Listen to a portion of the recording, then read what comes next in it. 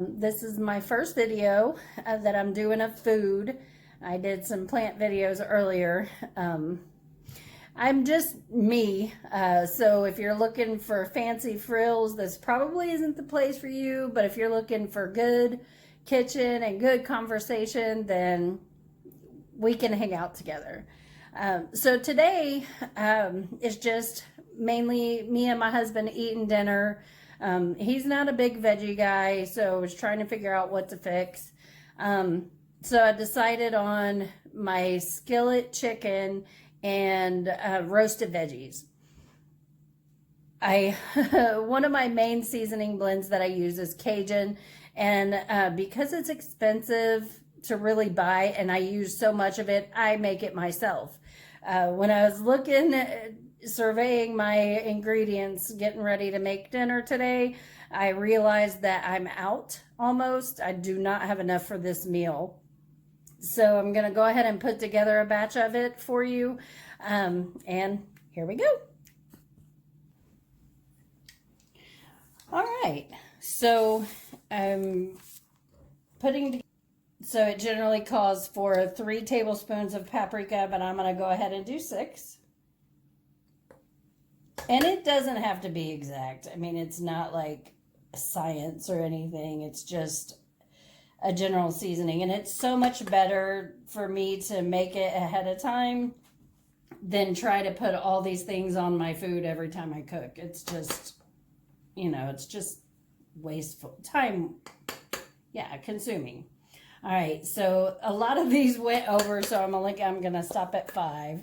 And then we got 2 tablespoons of salt, which I'm doubling, so it's gonna be 4.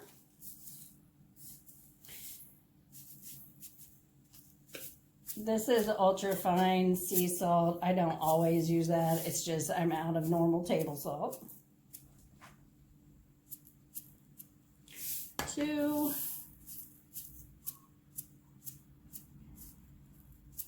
3 and 4. Well, maybe. There we go. That's good. All right, and then next is garlic powder. So doubling it, it's going to be 4 tablespoons.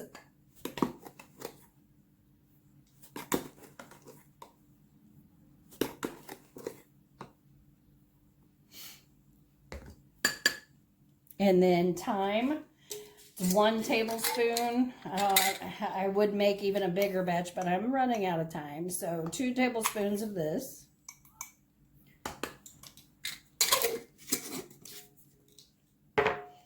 And then 1 tablespoon of pepper. And me doubling it's going to be 2. And I'm stealing it out of the salt shaker because I'm running low on that too.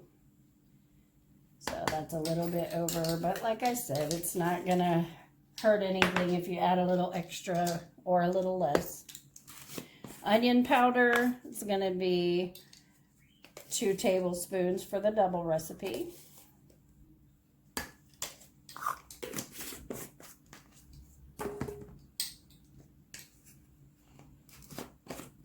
And then 2 tablespoons of oregano. All right, so this recipe also calls for cayenne pepper, 1 tablespoon per batch. I don't put it in there because I feel like not everyone that I cook for likes heat, so I do not add the cayenne at all. That's totally your preference. If you'd like to add the cayenne, you go right ahead. But when I want something to be spicy, I'll add the cayenne separate. Because, like I said, I use this for an all-purpose seasoning blend. I use it on pretty much everything. I have a taco seasoning that I use for chili and taco things. But other than that, I mostly use this. I will use a curry seasoning sometimes as well.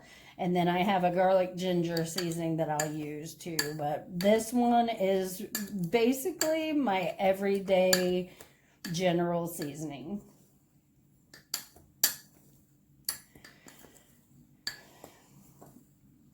All right, so there's that. So what's on the menu today? We're going to have, like I said, skillet chicken and roasted veggies. With the roasted vegetables, you definitely can do any type of vegetable you want. I'm going to do sweet potatoes, white potatoes, onions, and carrots. Sometimes if I have butternut squash or acorn squash, I'll add that. Today they didn't have any butternut squash at Trader Joe's. So, and that's the only place I went. So I decided to go ahead and skip that. All right, I have my produce bag here. I'm going to peel the vegetables into that. Save the scraps for compost, which have a keyhole garden that all the scraps are going into the middle of right now. So I'm going to go ahead and peel these. Sweet potatoes are definitely not my favorite thing to peel.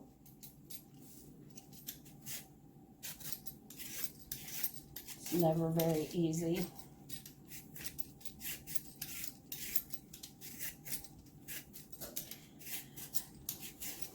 Generally, I'm going to use 2 sweet potatoes here.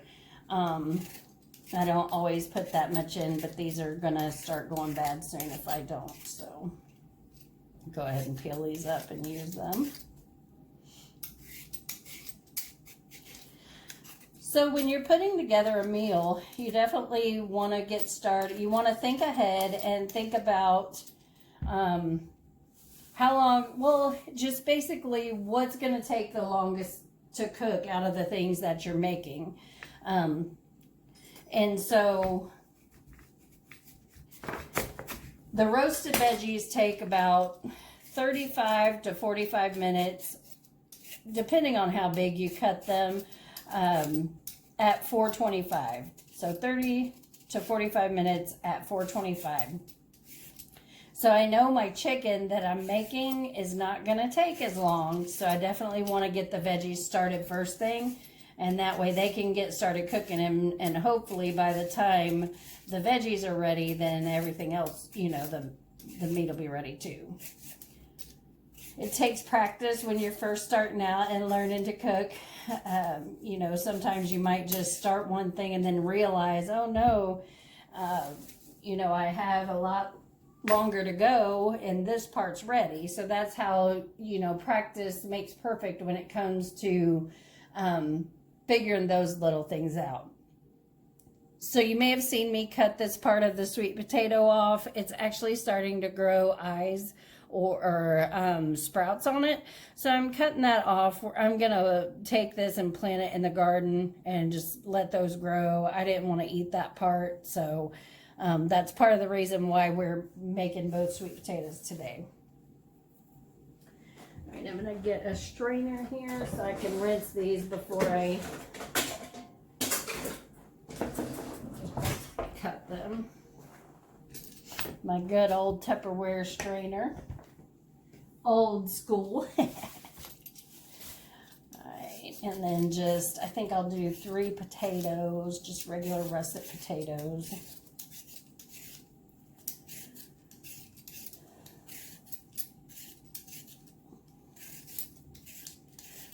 So the potatoes, both types, will cook at about the same amount of time. So when I'm cutting those, I'm going to want to cut those into pieces that are generally about the same. The carrots are, they take a little longer. So I want the carrot pieces to be a little smaller than what the potato pieces are. The onions are going to just be for flavoring because they're going to shrink way up in the oven and almost kind of disappear.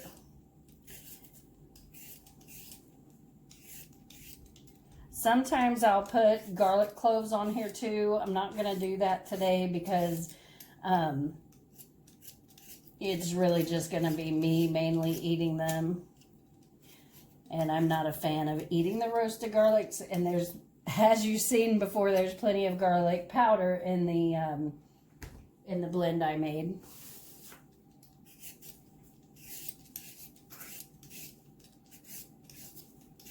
See how much easier these are to peel than the sweet potatoes? Just kind of funny that way. I know some people like to peel with a knife. I prefer a peeler. I just feel like it goes a lot better. But you gotta have a good peeler. I know I bought 3 or 4 until I found one that actually worked well. It should be as easy to peel with a peeler as it is using a knife. Shouldn't be difficult.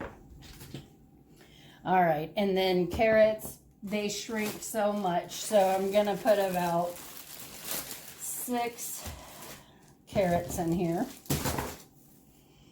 And some of these are really tiny, so they're gonna shrink right up. So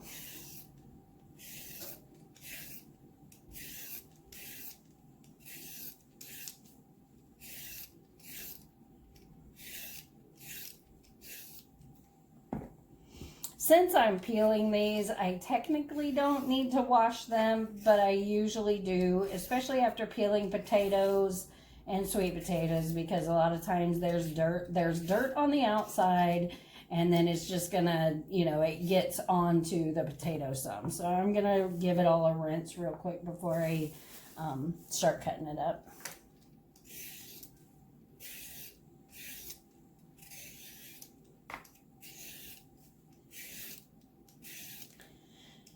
So I've been planning on making videos for some time. I started a Facebook page with Mammy's Family Kitchen, and I was all set to go, and I had been making tons of bread recipes, and then all of a sudden not really all of a sudden, but it just seemed like I started having more and more digestive issues, just misery really, and I ended up having to go gluten-free. So when you're a bread baker and you decide to go gluten-free, gluten-free baking is nothing like traditional bread making. Nothing. It's not alike at all in any way, shape, or form. So I had a nice little learning curve in finding some gluten-free recipes that are actually edible and that I would actually want to share with anyone. So I feel like I'm ready now, and we're going to, go ahead and do this thing. So these scraps I'm going to put in my little compost bin. One moment.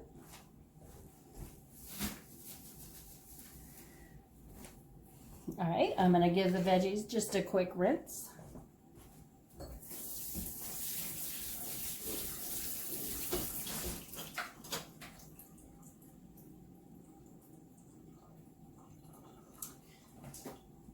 All right, all set. I'm going to bring my little compost bucket over because I know I'm going to have some ends here to toss in. So we'll do the carrots first. So they definitely need to be smaller. I'm actually going to cut these into slices today. A lot of times I don't. I'll go ahead and do them into like long stems, but these are going to be in the oven for a good 30 to 45 minutes. So they can definitely be a little bigger.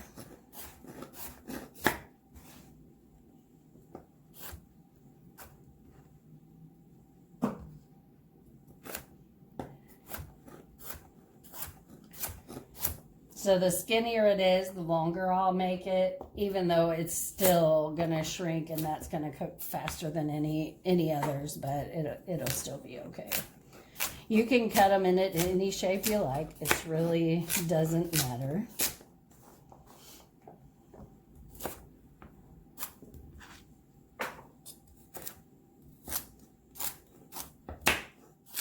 Sometimes I'll do carrots into like fries, and they're just as satisfying to me as French fries. Something happens to carrots when you roast them. If you're not really a fan of carrots, try them roasted. They're delicious. All right, I'm just gonna cut these in half and then just cut them into larger chunks. I don't want to be here chopping all day, so.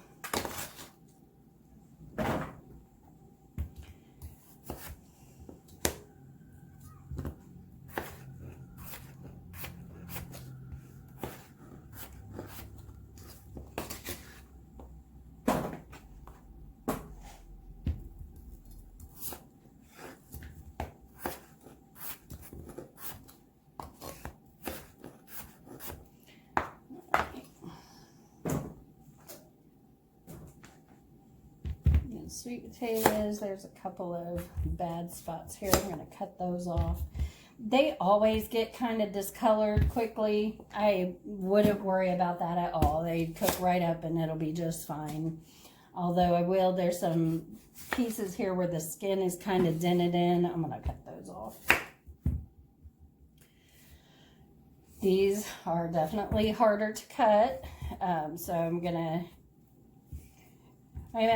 I'll just go ahead and cut them into slices. Feel that's like the easiest way to handle them. Much harder, and my knife is pretty sharp, so.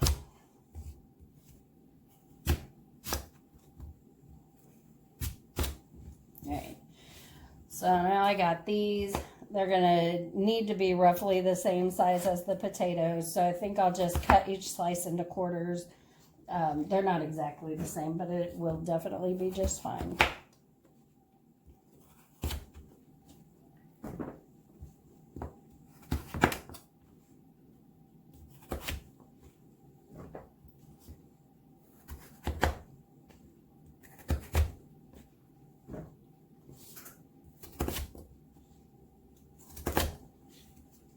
Woo! Runaway sweet potato.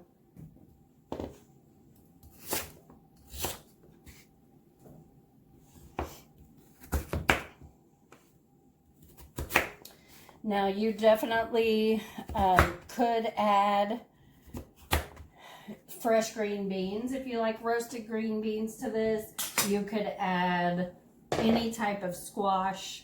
You could add any kind of firm vegetable that could stand up to, you know, a hot oven. So, and here goes the onion.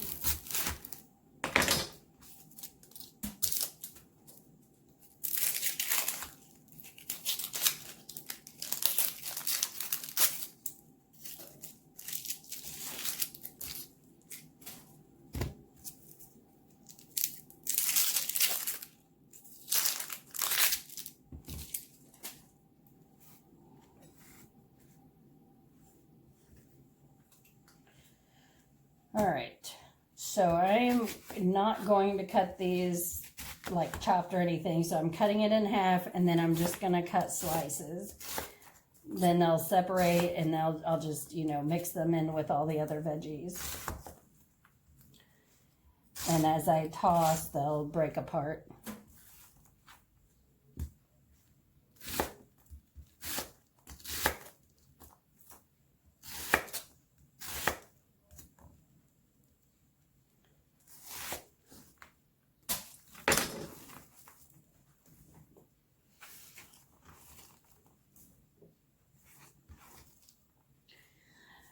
You also could lay, after you get this all seasoned and everything, you really could lay your meat on here and have this as a sheet pan dinner. I am definitely a fan of sheet pan meals.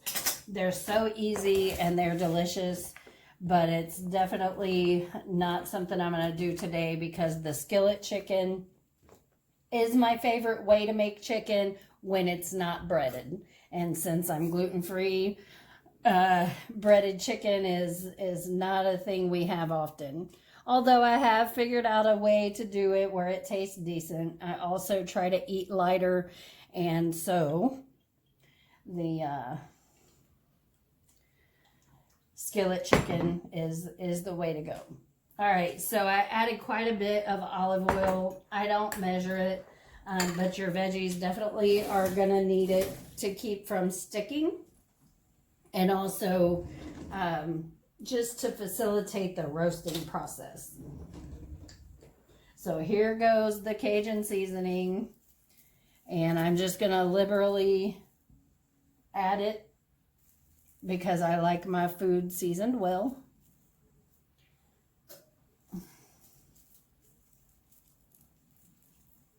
All right, then I'm just going to get in there and I'm going to mix it all up.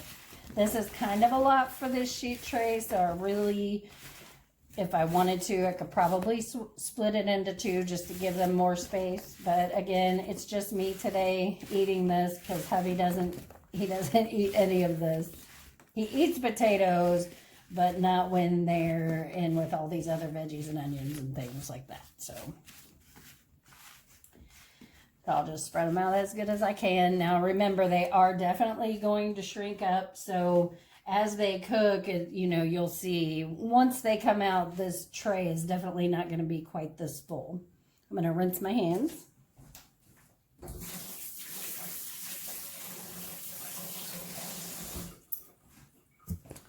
All right, and then I'm going to pop these in the oven. It's already preheated at 425.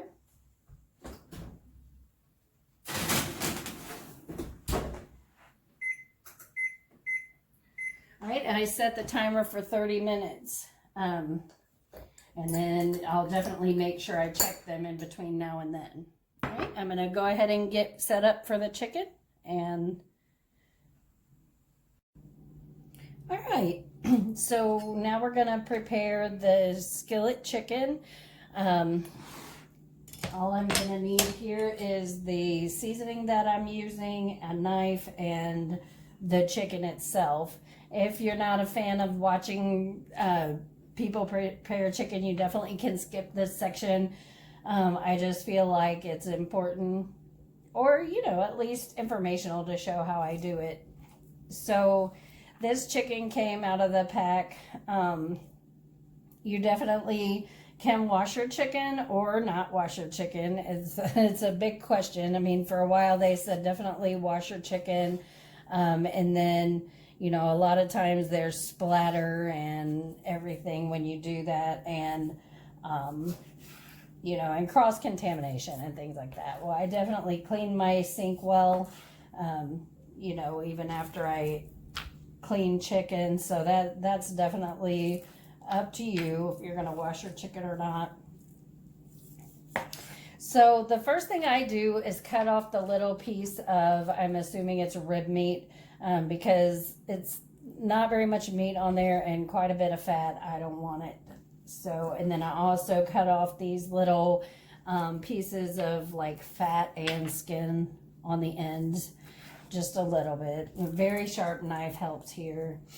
So then once I have those done, then they'll all just be here. Now the way I make this chicken quicker is by cutting it thinner.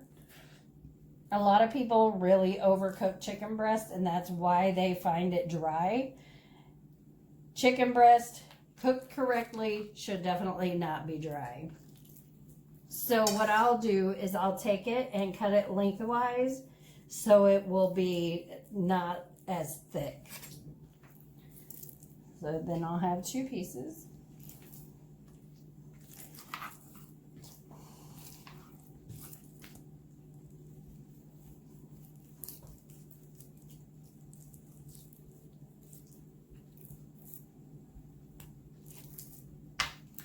And then I see I missed a part on the side there. I always cut off, there's like some hard connective tissue on the sides. I always cut that off too. So I should end up with 6 similar size pieces here.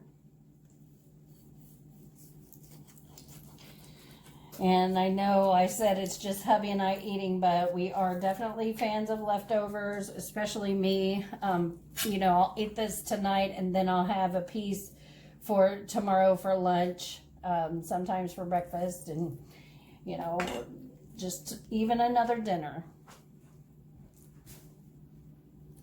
All right, so there we go. That was pretty simple, huh? You can buy the trimmed and ready pieces if you don't really like to prep meat, but I feel like you're gonna pay a lot extra for a lot less of a product there.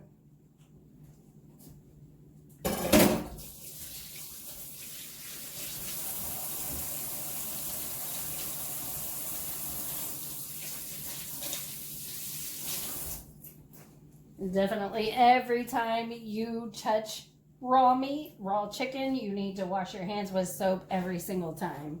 It can be pretty annoying, but you cannot touch anything else after you've touched chicken. All right, and then so I'm just gonna take my pre-made Cajun seasoning and I'm gonna go ahead and just coat this side of the chicken.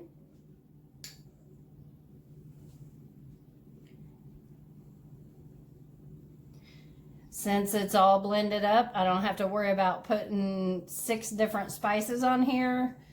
Before I started making the Cajun seasoning, every time I cooked it, it was salt, pepper, paprika, garlic, onion, thyme, and then a lot of times I just didn't feel like getting it all out, so I would end up just doing salt, pepper, garlic, and onion powder. So this way I've got my good flavor every single time. All right, and I'm not going to touch the chicken again because I don't want to wash my hands again right now, but I'm going to go ahead and turn it over and season it. Now you definitely can put this side, the seasoned side, down in the skillet and go ahead and season it again. That, you know, in the skillet, that's just fine.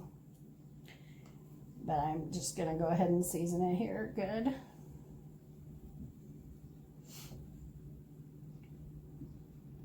This seasoning is actually good on anything. Steak. I do it a lot on fish. Salmon. I can bake it or even do the like kind of like a saute like I'm gonna do right now. Right, and we're gonna go ahead and move over to the stove. All right, we're at the stove now. We've got I'm gonna turn the burner on. I'm gonna put it on a medium heat, and then I'm just gonna coat the bottom of the pan with olive oil. Now olive oil definitely has a flavor. Some people are not a big fan of olive oil. So in that case, my recommendation and what I normally use as my go-to if I'm not using olive oil is canola. It's a little more heart healthy than some of your other oils. You'll see on the other side of the stove, I've got some tater tots because, like I said, my husband doesn't like to eat the roasted veggies, so I'm going to go ahead and just spray these with a little bit of cooking spray, toss them around, and I'm going to go ahead and pop those in the oven. Looks like we got about 17 minutes left on the timer. That's about the right amount of time for these to cook. So I'm going to pop them on in there, and the skillet's warming up. Actually, I think what we could do is go ahead and pull out the veggies and check them, give them a turn, and go from there.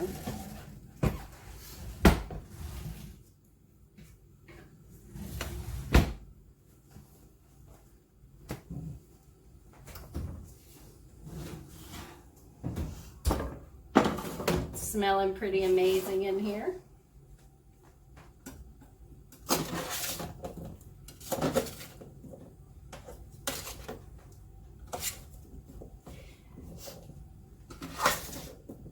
I like to put these on the upper, well, it's the rack that's in about the middle of the oven. If you put it toward the bottom, you definitely can do that, but it'll be more likely for them to burn on the bottom or stick.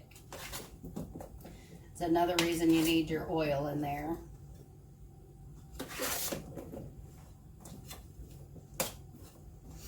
Alright, so everything's looking good. It's probably looking like they're not going to be ready at the 30-minute mark, which is going to be 15 minutes from now. So I'm going to go ahead and put them back in there.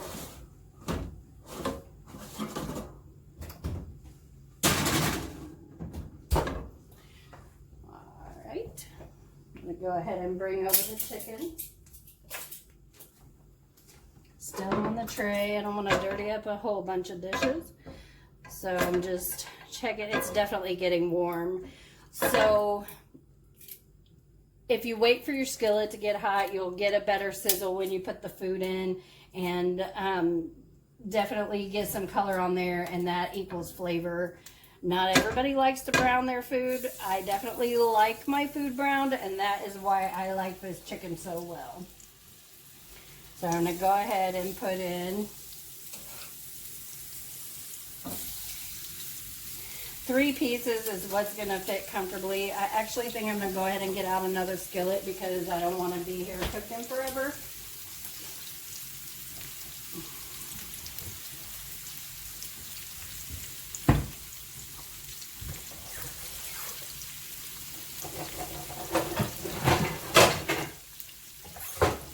Got another one just like it, just a little bit smaller. So I'm going to go ahead and put that on. Get some olive oil in there. So after it cooks for a few minutes, you'll be able to see it start getting white, and you can basically tell after a while. You learn, you know, to see when it's about halfway done. We'll definitely take a look at that in a minute. And once it's halfway done, at that point, you can either flip it over and stick it in the oven, which you definitely could do. You also can just turn it back over and finish cooking it like it is. But it will take it a little bit longer to get done that way. What I generally do is when I know it's about halfway done, I'll flip it over and put on a lid. So that'll help kind of help the process of cooking internally without getting it too done on the outside. So even though I like it brown, I definitely don't want it burnt. Right, and then so I've got the smaller pieces in this other skillet here. The good thing about these non-stick skillets is they're super easy to wash, so I don't mind washing the extra dish.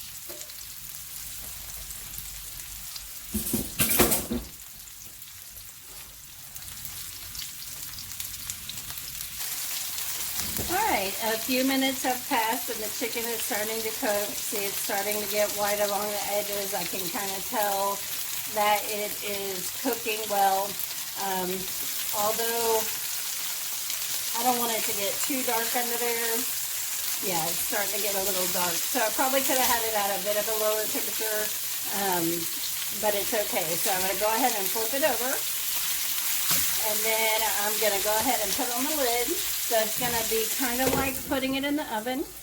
And then I'll just turn the heat down a little bit on that. These over here still need a few more minutes. I put those in a couple minutes later. So we're going to leave that there. So you might have noticed earlier when we were prepping the food, I used a wooden board for my veggies, and then I switched to a white plastic board when I prepped the chicken. I have seen on cooking shows and all kinds of shows that I watch, people prepping meat on their wooden board. They definitely can do that if they choose, but I feel like a plastic board is definitely going to be more sanitary, more easy to sanitize. So I don't use any raw meat or anything like that on my wooden boards. And then that way I can just wipe them off, dry them, and they're good to go. I definitely would not want to cross-contaminate meat onto my veggie board at all.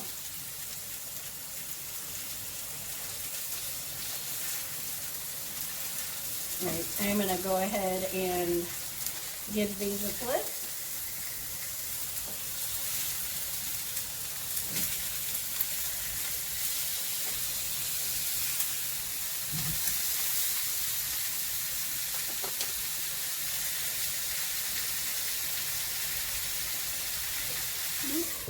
I don't always time everything. I would say that these are about 8 minutes on each side. Just really depending on your, the heat you've got your stove turned on to and everything like that. I do typically temp all of my meats just to make sure that they're at a safe temperature. My favorite thermometer is broken. I'm going to go ahead, I'm going to use a different one today. I just know the digital one that I had, I trusted that a lot more than I do sometimes the manual ones. Even though you can calibrate them, I just feel like I don't always get a good reading on the manual ones, or analog, I guess it would be.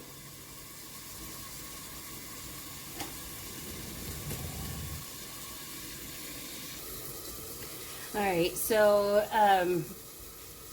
when we put the veggies in, I set 30 minutes on the timer, and then I prep the chicken and put it on. There's 6 minutes left on the timer, and this is where we're at with the chicken. So if you'll notice, the chicken has produced some liquid in here, condensation, and then also they always kind of inject the chicken with a solution in the store. So a lot of that gets released when you're cooking it. If I had not put a lid on here, this would have remained dry and the bottom of my chicken would be blackened or burned, kind of. So it's up to you how you do that, but I prefer to go ahead and put the lid on and let it, that way I know it's cooking internally. So here's the thermometer I was telling you about. That is not my favorite. I'm going to go ahead and put it in the fattest part of the chicken. You need to cook your chicken or poultry, any turkey, chicken, any bird like that needs to be cooked to at least 165. I feel like right at 165 is not really enough for me. I like it. I usually cook mine to about 170. I feel like it has a better texture cooked a little bit longer. So, and my chicken is not dry. So it was measuring at 140, so it's definitely not ready. I'm going to go ahead and turn this one down a little bit more and just let this one continue to simmer.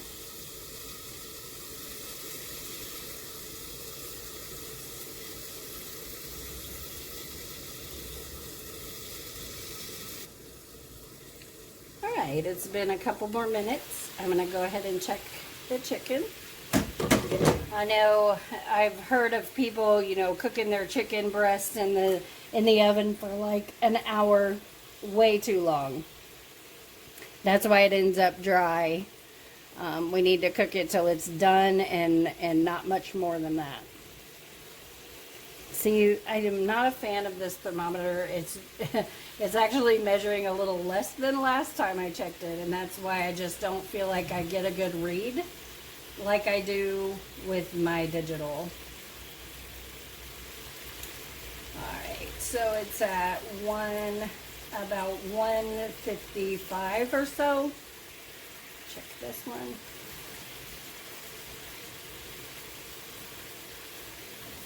Yeah, about the same.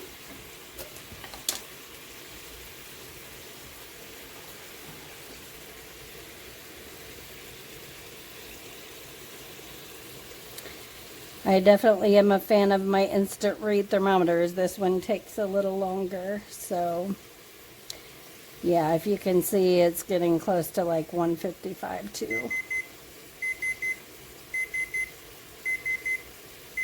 Getting close to 160. So I'm actually going to give this just a couple more minutes. So that's the timer for the potato or the roasted veggies. So I'm going to turn that off. I'm going to go ahead and turn the skillet off for a minute and move it over so I can get the veggies out where you can see it too. Let's just take a quick look.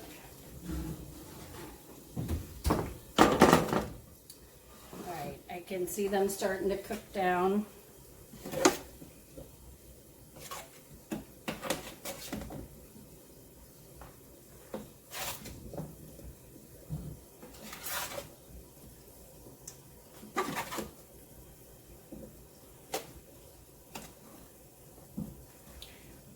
They're still pretty firm. So I'm actually going to go ahead and grab a fork and poke them a little and just see how long I think it's going to take.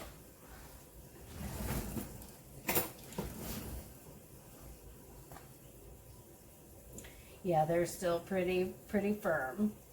So I'm going to say at least 45 minutes on these, which would be 15 more minutes from now. And then, you know, possibly even longer. So what we'll do is, since the chicken is getting close to being ready, Then once it's ready, we'll just keep the lid on it, keep it on the back of the stove, and it's going to stay nice and warm and even be a little rested for us so that we, you know, can eat it when all the food is ready. This chicken is really starting to look good, and that lid is pretty hot. All right. I'm getting pretty excited about this.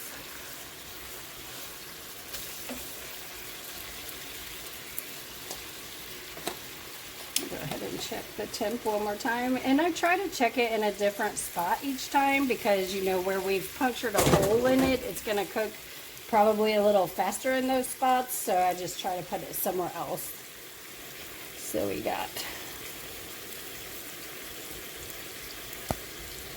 la la la la la. Just gonna let it sit there for a minute.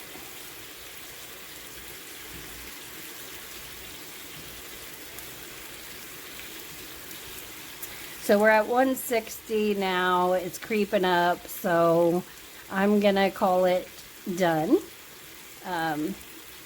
Yep, it's safe to eat at this point, but like I said, it's going to be sitting here for a few more minutes, so the temperature is going to raise. You actually should, after meat cooks, you should definitely let it sit for a little bit and just rest before you cut into it. That way all the juice doesn't flow out of it.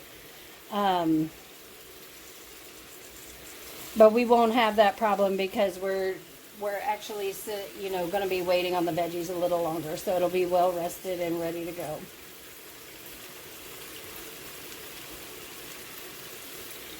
See if I've been there. Yeah. Just giving me a funky reading. Like it can't be undone. It's been in the... and sort of like in the oven with the lid on there for a while. I don't believe it's at 140 degrees. And that's why I don't like these thermometers. But it's definitely, for me, better safe than sorry. It's a pain to always do it, and you can trust your gut if you want, but there is nothing worse than cutting into a piece of chicken and it's not done. Beef, I can deal with it. Chicken, not so much. So yeah, we're coming up close to 165, and it is going to be sitting there a little longer, so we're good to go with that. Find a different spot here for my... I don't know at what point the reader is on this one, so...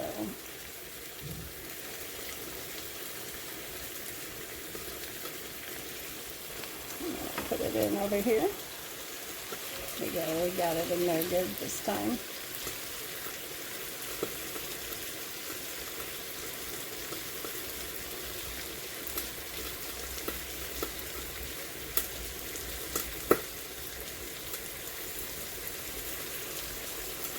Great. So I feel pretty good about this. I'm going to put the lid back on, and I'm going to keep the burner on for a few more minutes. But I am going to go ahead and turn it down to low, so it is going to keep cooking. So this batch over here didn't give up as much liquid as that one over there did. And see how it ended up getting a little bit more brown? I'm totally fine with that. My husband is not a fan. Anything that is a little bit dark like that to him, it's burnt. And he can't help it. It tastes burnt to him. So... you know, I can't be angry about that. So he'll end up eating the ones in that skillet, and he will not touch these.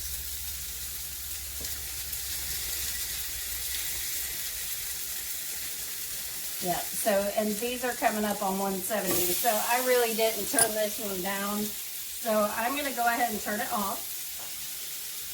I'm going to move it all to one skillet, and if I don't keep touching that hot burner, or hot lid, I mean... So I'm going to go ahead and pop these in here. All right, and then I'm just going to leave it there on low and let it just hang out.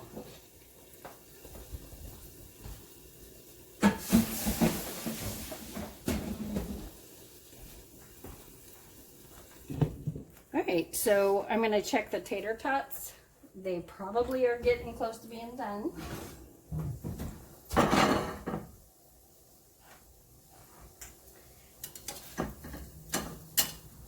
He doesn't like those real brown and crispy either. So I am actually probably going to go ahead and leave these out.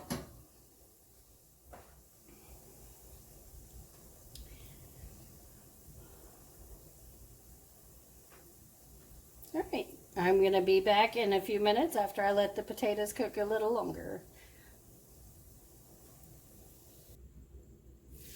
Alright, I'm going to go ahead and turn the chicken off. It's been another 5 or 10 minutes or so. I'm going to go ahead and push it toward the back where the heat from the oven will continue to just keep that warm without continuing to cook it. Alright, these veggies are looking amazing. Although I can still tell they are not quite done. You can already tell how they've shrunk up some though. And they are starting to get a little brown, so that it won't be long. Some of the smaller ones are probably already done.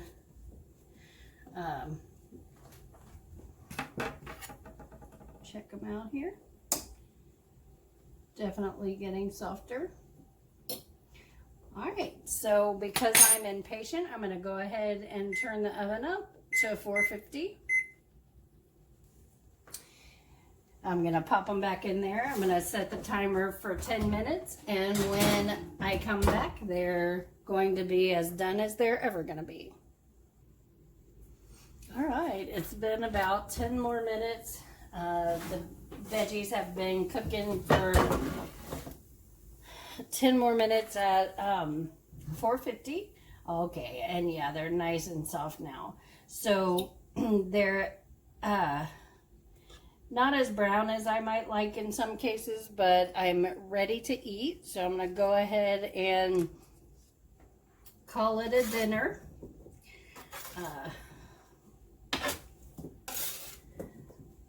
Go ahead and put together my plate just so you can see.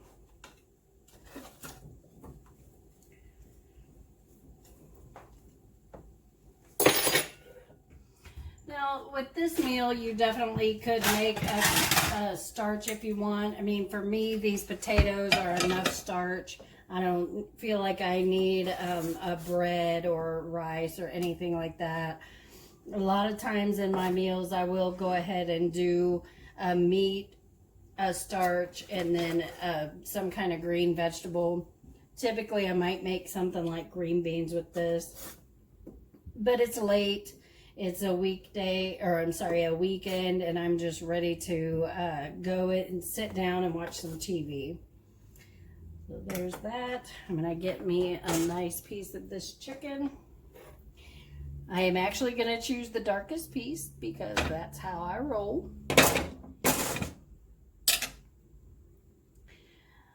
All right, and I want to thank you for watching my first video. I know it's rough, it's a rough start, but I appreciate you watching. I also want to invite you to like the video and also to subscribe to my channel and help me get off to a good start.